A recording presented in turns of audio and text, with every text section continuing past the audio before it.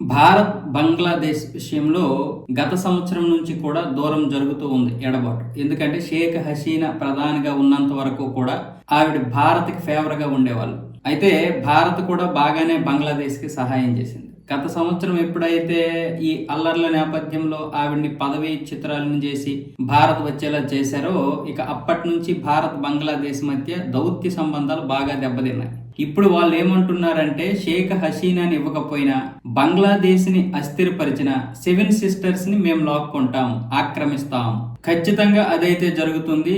7 సిస్టర్ని అయితే ఖచ్చితంగా ముట్టడిస్తామంటూ అస్నత్ అబ్దుల్లా బంగ్లాదేశ్ లో ఒక నాయకుడు మాట్లాడడం జరిగింది. అయితే దీనికి భారతదేశం స్పందించింది. అలాగే భారత దౌత్య కార్యాలయం కూడా, బంగ్లాదేశ్లో ఉన్నటువంటి దౌత్య కార్యాలయం కూడా స్పందించింది. ఇవి రెచ్చగొట్టే వ్యాఖ్యలు. రెండు దేశాల మధ్య దౌత్య సంబంధాలు దెబ్బతినే విషయంలో మీరే రెచ్చగొట్టే విధంగా మాట్లాడుతున్నారని చెప్పడం జరిగింది. అలాగే మన విదేశాంగ శాఖ కూడా స్పందించి గట్టిగానే ఇచ్చింది. ఇది ఎప్పుడు చేశాడు? మొన్న చేశాడు ఈ వ్యాఖ్యలు. మొన్న చేసిన తర్వాత భారతదేశం కౌంటర్ ఇచ్చిన తర్వాత మళ్ళీ ఇప్పుడు అదే వ్యాఖ్యలు చేస్తున్నాడు.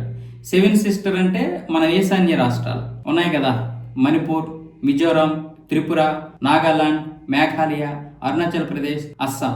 వీటిని 7 సిస్టర్ అంటారు. త్రిపుర కాకుండా ఈ 7 రాష్ట్రాలు కూడా ఈ చికెన్ నెక్ ఆఫ్ ఇండియా, ఈ కారిడార్ ఉంది కదా, ఇండియా కారిడార్, సిలిగురి కారిడార్,